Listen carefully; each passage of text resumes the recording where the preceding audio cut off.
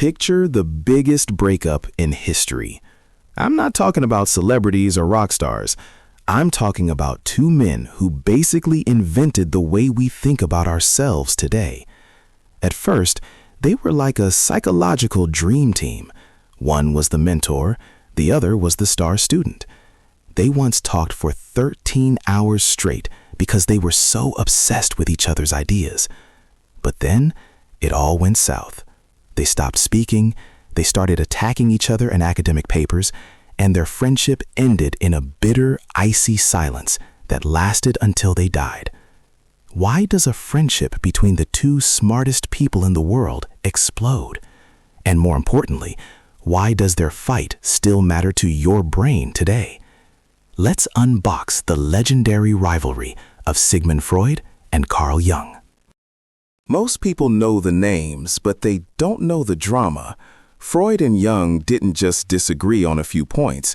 They disagreed on what it actually means to be human. One saw a dark basement full of secrets.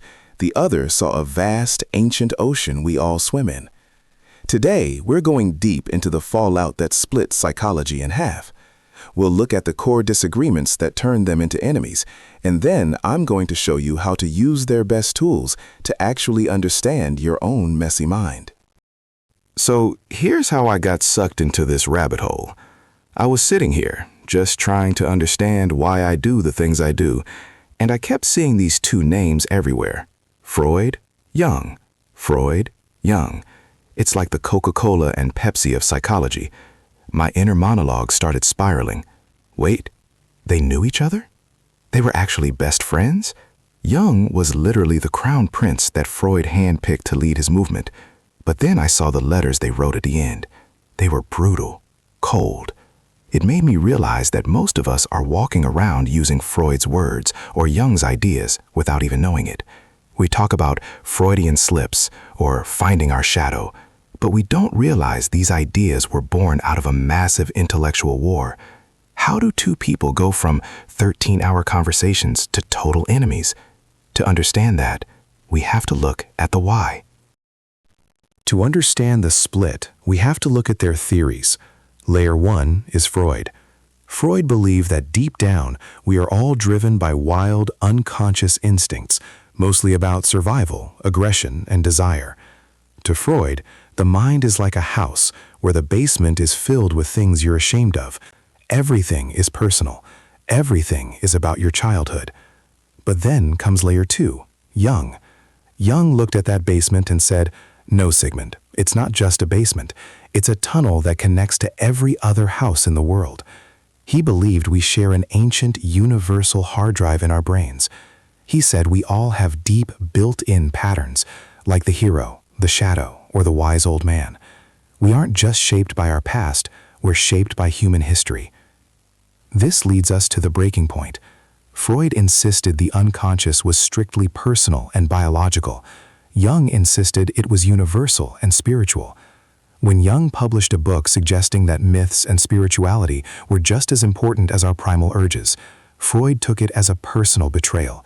Imagine a triangle head pointing a sharp edge at everything Freud stood for. Freud wanted a science of the individual. Jung wanted a map of the human soul. If you've ever felt like your problems were just your fault, you're thinking like Freud. If you've ever felt connected to something bigger, you're thinking like Jung. Now, if you look this up online, you'll find two very loud, very wrong sides. One side says, Freud was a genius and Jung was a crazy mystic. The other side says, Jung was a visionary and Freud was just obsessed with weird stuff. I've been reading these hot takes and honestly, it's just confusing.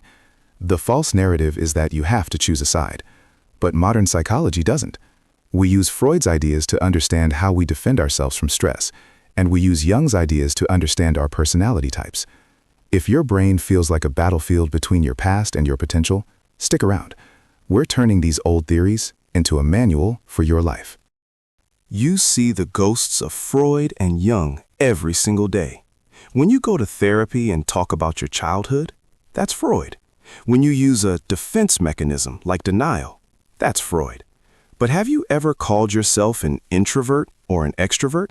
Jung literally invented those terms. When you take a personality test or talk about your vibe, you're speaking Jung's language. Think about two roundheads in a coffee shop.